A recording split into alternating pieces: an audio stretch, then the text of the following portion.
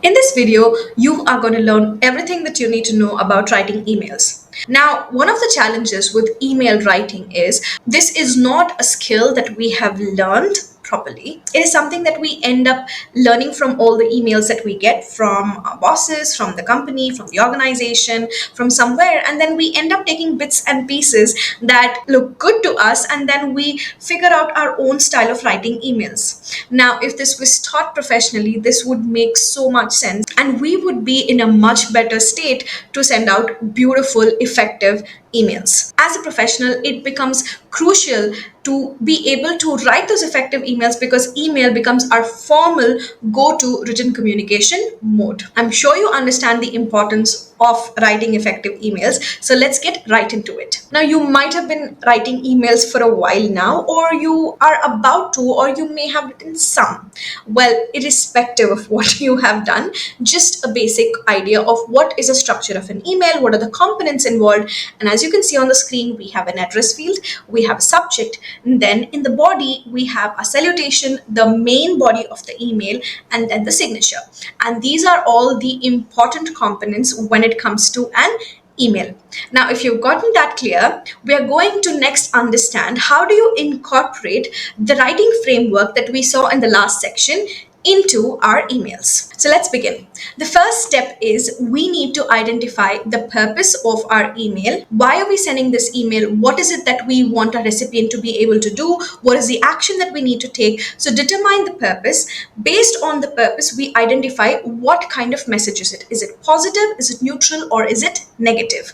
And based on that, we then determine which is the structure we need to use. For positive and a neutral, you will use the inverted pyramid structure, and if it is negative, you would then use the diamond structure so that the message goes out in the right format. The next thing you need to also understand is the audience, because based on the audience, we would adjust the formality level and the tone of our voice, irrespective of the kind of message we are writing. Once you have all of this figured out, the next thing is we're going to start working on the email itself. The second step is to ensure that we mention the purpose of this email in the subject itself. In a few minutes, we're going to look at subject lines a little bit more in detail, but before that, let's look at the next step. Once the subject line is done, and then we want to use the right focus statement and the right structure to draft our email. Once that is done, we edit it and proofread it. Now, when you're proofreading it, you want to check for tone, you want to check for formatting, grammatical errors, sentence structure, all the challenges that you have when you're writing with emails. You want to take a look at the email in its entirety and ensure that it looks and sounds right. The next thing you want to do is add all your recipients, whether it's your to, your CC, or your BCC, and then ensure that you add any attachments if required. And finally, you do one last review before you send it. I've always noticed that writing the recipients in the very end ensures that I have enough time to check my emails before I send them out. Because if your to field is empty, your email would never go. So there you go. A small tip for you, where you finish your entire email and then add the recipients. And this ensures that your email is intact, it is in the right structure, there are no mistakes whatsoever, and it goes out perfectly. Now, we are going to understand subject lines a little bit more in detail because the rest of this process is essentially taking the framework and ensuring that you use the writing process of planning, writing, and polishing the email. It's as simple as that. Let's now talk about subject lines. What are subject lines? They essentially answer the reader's question, what is this email about? It's your purpose of the email. Why is this person receiving this email? Why have you sent it to them? Essentially, the purpose of the email, and that is why we mention the purpose in the subject of the email. Now, what we can do as readers, or what others can do as readers, is prioritize what emails they want to read or want to skip based on the subject line. It can also request the action that the reader needs to take, so that can also be included in a subject line. And therefore, based on the way you write your subject line, your email can either be ignored or it can be responded to. So ensuring that you have the right subject line is very, very important. So here are the top 4 features of good subject lines. Subject lines are going to be short and specific. Now, you do not want to write a very long subject line, which then needs the person to open the email to read the subject line. It does not make sense. So have your subject line short, to to the point and specific.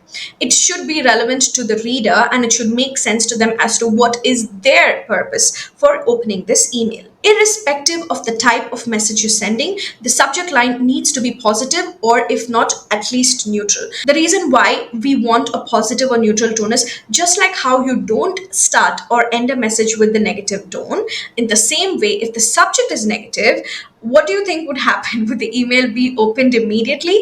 Probably not. We don't like opening emails that sound ominous, right? It's the exact same thing with others as well. So you want to tone it to have a positive or a neutral tone. And finally, keep it professional. Ensure that it does not have a ton of exclamation points and it makes sense to read. And with that, we are done with that little foray into subject lines. Here's a small activity. Now, these are a list of subject lines. We're going to check the first few, and then I would love for you to tell me in the comments which of these do you think are actually good subject lines. Let's look at the first one. RE, pricing of product for allied carriers. Now, because it's a response, you ideally don't want to change the subject line. If you change the subject line for a reply, then it changes the entire thread as well. So this is something you don't want to make a lot of changes in. The next one, this should make your day. This is so abrupt, so vague. You don't know what you're going to see in the email, so therefore not a good one. Head of payroll says this is urgent. Now, urgent is has a negative sound to it, which is why you do not want to use this kind. And still, this is very vague, again, as a subject line. Need price for Model C pneumatic dolls for Ross Inc. Though this is a good subject line, it is still slightly long and can be shortened a little bit more. A good point in this one, however, is there is a call to action directly. The reader would automatically know what they're supposed to do with this email. Immediate reply needed for number 2 email facility scheduling. The same way, this one is also good, but it's a little bit more longer, which we do not want. The last 4, I would love for you to take a look at and let me know which one do you think is a good or bad subject line. So we have discussed components of an email, how to incorporate the writing framework and the writing process into email writing, and we've also discussed subject lines. Now, we are going to go into the main part of your email, which is your body. In the body of the email, we already know how to structure our information, but just knowing how to structure our information does not mean that your email always goes out sounding right. So let's take a look at a few examples and I'll tell you what I mean by this. Now you can pause this video and read it, or you can just listen to me as I read it along. Hi John, I'm writing with regard to last week's meeting about client support report. We agreed to a deadline of July 10th. You told us it would not be possible to finish the report earlier. There has been a change of plan. The reports need to be approved by the client. We need to send it by July 4th. The data is not complete. It's okay. We can still show progress to the client. Is this possible? Please let me know. If you observe this particular email, you would notice that the information is there, but the language is very choppy. It's very conversational. The sentences are too short. What is happening here is a lack of cohesiveness.